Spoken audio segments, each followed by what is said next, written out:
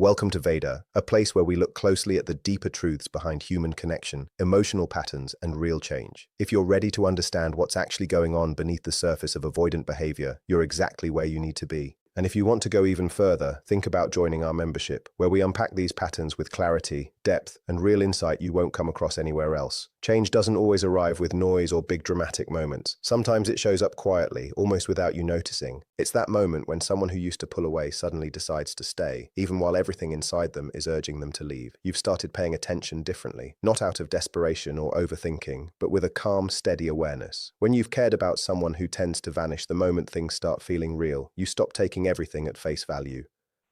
You begin reading between the lines. Silence starts carrying meaning.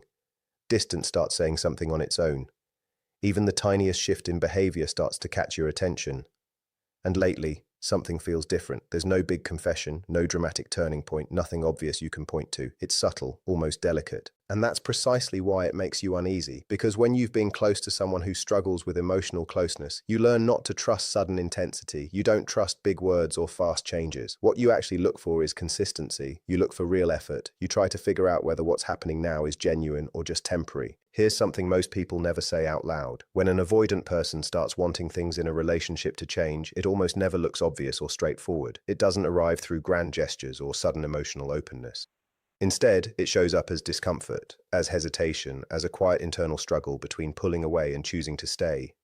And if you're sensing that tension, it means something has already begun to shift. The first sign isn't what you'd expect. People with avoidant patterns don't suddenly turn expressive or emotionally open overnight. Their inner wiring doesn't change that fast. What actually appears first is inner conflict. You might notice small pauses where they used to withdraw instantly, a brief hesitation before they go quiet, a slight delay before they retreat. Maybe they text back a little quicker than before. Maybe they stay on the call a bit longer. Maybe they don't vanish as abruptly as they once did. Those small pauses matter far more than they seem, because inside them, two forces are pulling against each other. One is familiar. It tells them to retreat, to protect themselves, to build distance. The other is new.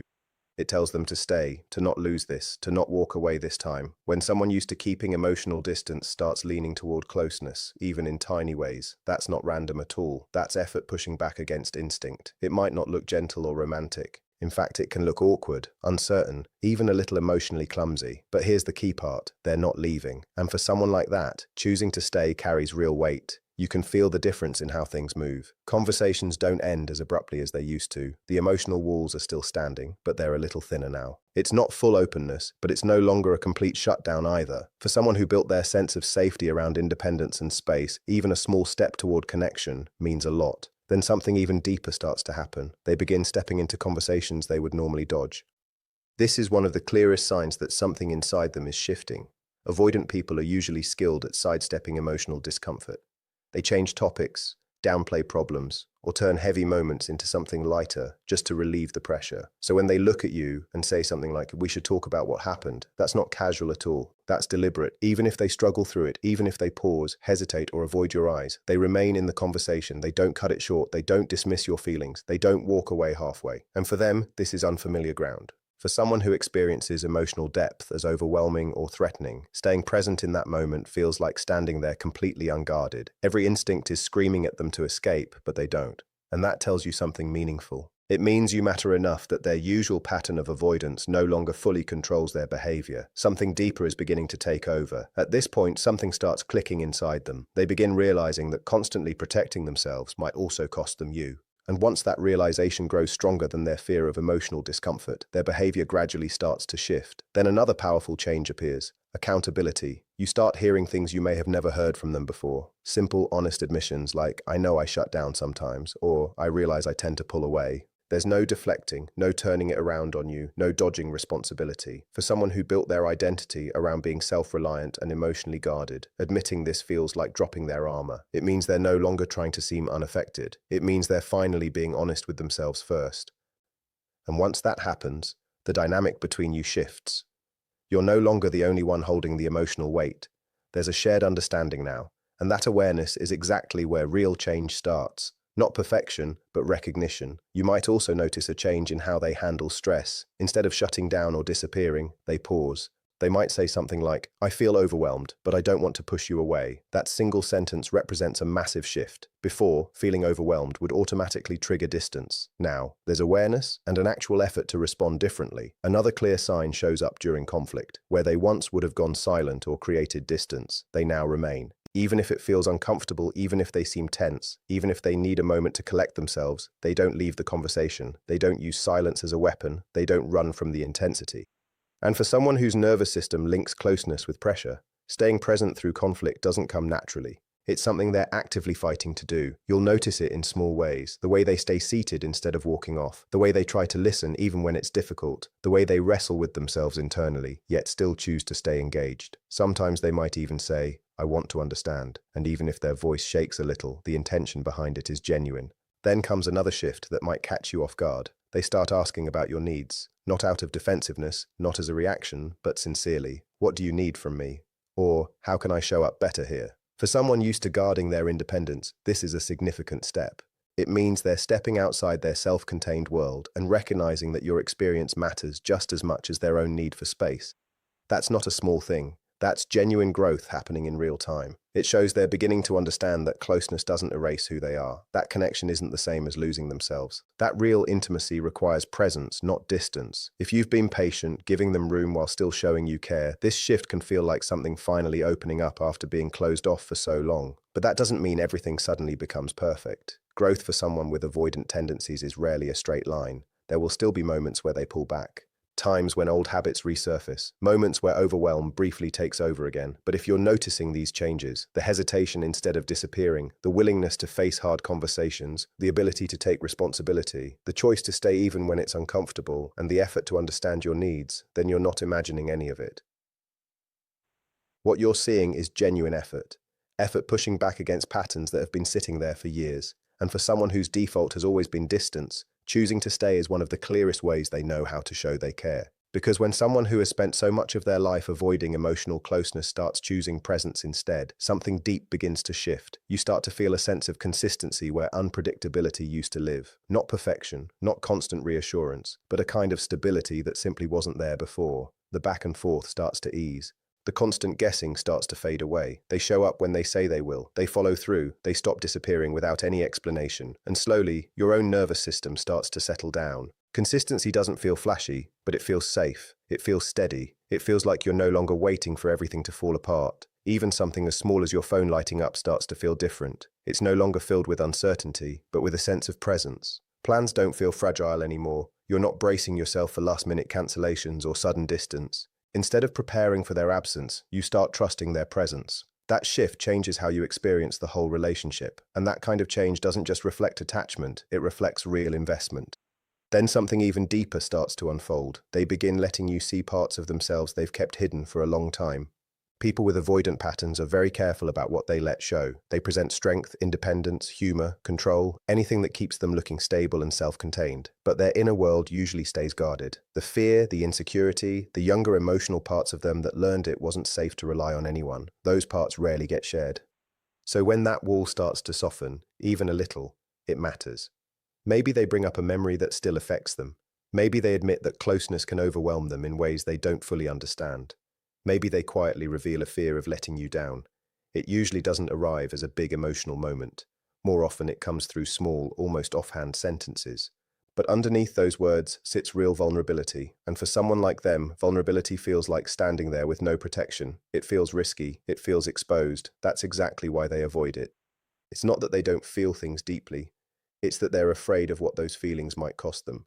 So when they start sharing those parts with you, what it really means is that trust is beginning to outweigh their need to stay guarded. The instinct to protect themselves is slowly being replaced by a desire to be known. They're no longer just managing distance, they're allowing closeness in. And that changes everything. You're no longer interacting with a wall. You're connecting with a person actively trying to unlearn years of emotional distance. That kind of shift doesn't happen without intention. It doesn't happen without real investment. You may also notice a change in how they respond to your emotions. Where dismissal used to be, there's now acknowledgement. Before, your feelings might have gotten brushed off with things like, "You're overthinking this," or "It's not that serious." Minimizing was their way of protecting themselves. If your feelings seemed smaller, they didn't have to fully face them. But when that starts to change, it's noticeable. They begin saying things like, "I understand why that hurt you." And that matters, because validation requires presence. It requires them to pause their instinct to defend themselves and actually sit with your experience. It means they're no longer treating your emotions as something to dodge, but as something worth understanding. You'll hear it in their tone. You'll feel it in the way they listen more closely, in the way they interrupt less, in how they stay emotionally present instead of pulling away. And for you, it feels different. It doesn't just feel like an apology. It feels like being seen, like finally being acknowledged in a space where you once felt invisible. Because often, the hardest part of loving someone avoidant isn't just the distance itself. It's feeling like your emotional world doesn't fully register in theirs. So when that starts to shift, something important is happening inside them. Their emotional capacity is expanding. They're learning that connection doesn't mean losing control. That understanding someone doesn't mean agreeing with everything. That love isn't about winning an argument, it's about staying connected. And then something even more meaningful starts to show. They begin including you in their future. Avoidant thinking usually stays locked on the present. Thinking too far ahead can feel overwhelming, because it brings up ideas of permanence, and permanence can feel like pressure. Pressure can feel like losing independence. So plans tend to stay vague, flexible, non-committal. But when that starts to shift, you'll notice it. Suddenly, when they talk about next month or next year, you're naturally part of that picture. You start noticing it in the way they talk about what's ahead. Plans aren't just about them anymore. Now you're included without it feeling forced. Trips come up with you already in the picture. It's no longer, I might do this. It slowly turns into, we could do this. That small shift in language might look minor, but psychologically, it means everything. It shows you're no longer standing outside their life looking in. You're becoming part of it. Talking about the future stops feeling vague or distant. It starts feeling grounded, intentional, real. For someone who once avoided defining anything too clearly, even this small level of inclusion carries real weight. It's their quiet way of telling you that you're part of their ongoing life, not just a temporary presence passing through. At the same time, something more subtle starts happening. They begin working on themselves, not in a loud or performative way, but in small, noticeable moments. They start recognizing their own patterns. Instead of reacting automatically, they pause and reflect. You might hear them say something like, I think I shut down when I get overwhelmed. That kind of self-awareness doesn't come easily to them. Looking inward means facing emotions they've spent years avoiding. It means stepping outside the identity they've built around control and independence. So when they willingly step into that process, it signals something deeper than simple curiosity. It shows they're beginning to understand that the way they've always coped won't sustain the connection they actually want to keep. They may never directly say they're changing for you. People with avoidant tendencies rarely frame it that way, but their actions start carrying that meaning anyway. They're no longer just reacting to fear, they're starting to understand it. And that's where real change begins, not in becoming perfect, but in becoming aware.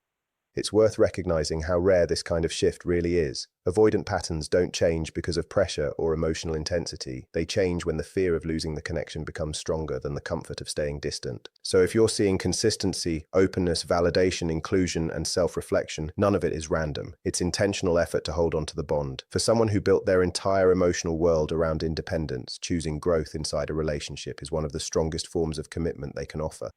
Then another layer starts revealing itself.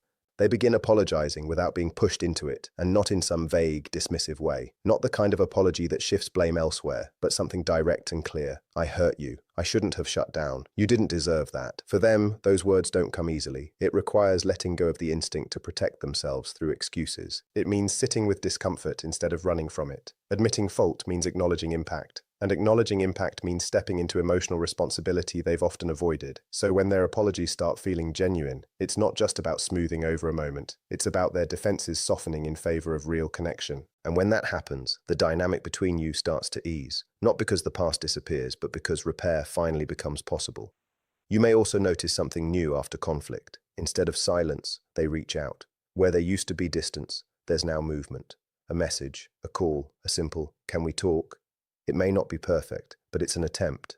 For someone avoidant, initiating repair means choosing vulnerability over pride. It means facing uncertainty instead of hiding behind distance. It means acknowledging, even just to themselves, that the relationship matters enough to take that risk. And that's not small at all, because where withdrawal once felt like safety, reconnecting now becomes more important. When they're the one closing the gap, what they're really saying, even without words, is that this connection matters. Another clear sign of change is how they respond during emotional intensity. When you're vulnerable, when emotions run high, they don't shut down the way they used to. They stay. Maybe not perfectly, maybe not comfortably, but they remain present. They might seem unsure, They might struggle to find the right words, but they don't leave. They don't dismiss you. They don't turn it into something light just to escape it. For someone used to disconnecting as a way to feel safe, staying through those moments is a major shift. It means they're learning to tolerate closeness instead of running from it. You'll notice it in small ways. They stay physically close instead of stepping away. They try to ground themselves instead of leaving. Sometimes they even ask, "What do you need from me right now?" That question matters. It shows they're participating instead of avoiding, even if they're still figuring out how. And when this starts happening consistently, it's not just a passing phase. It's change happening at a deeper level. You'll also see a gradual opening, not big emotional confessions, but small pieces, memories, fears, insecurities they usually keep hidden. For someone avoidant, opening up isn't about intensity, it's about consistency. One vulnerable moment can happen by accident, but repeated openness is a choice. It means they're building trust instead of retreating from it. When someone who values independence starts sharing their more fragile side, it often means the fear of losing you is becoming stronger than the fear of being seen.